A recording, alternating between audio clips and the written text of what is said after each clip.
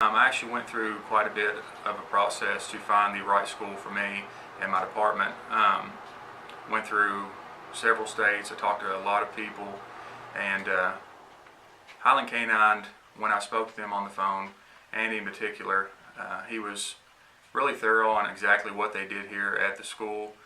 He was there with me step by step, answered all the questions that I needed to be answered, and I didn't feel like I got that same attention with the other areas that I looked into.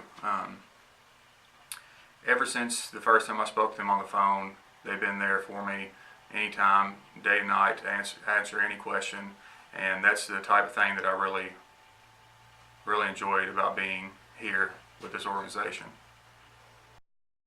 This is my first dog. Pike is my first dog. The selection process, there were a few that we were looking at, and it was a discussion between my chief and I on either doing a dual purpose or a single purpose, and we agreed on a single purpose dog would be the best for the department and for me as a handler.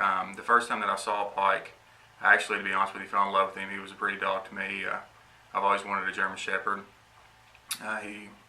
From what I've heard, before I even came down here, people talked about how good he was at detection and doing his trails, and it's just from there on, Pike was always the one that I wanted to go with.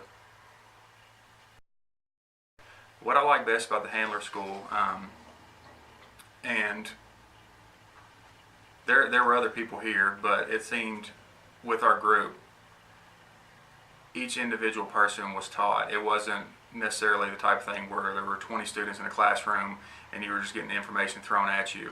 If you had a question yourself, it was broken down specifically for your question, and you had individual work, and that to me was the best thing about it, because it helps you understand and helps you learn quicker when it's being explained to you as an individual as rather than a group.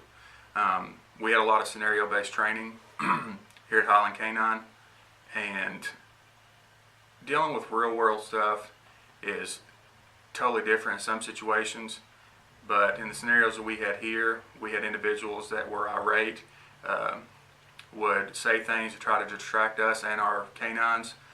They really put the situation like it was on the streets, and it's always good to have that type of learning experience, especially when you're a new handler and you're used to people how they act on the streets, and then when you're trying to watch your dog and then pay attention to other individuals, make sure that they don't put any harm to yourself or your dog, and that paid off a lot. I like the scenario-based training.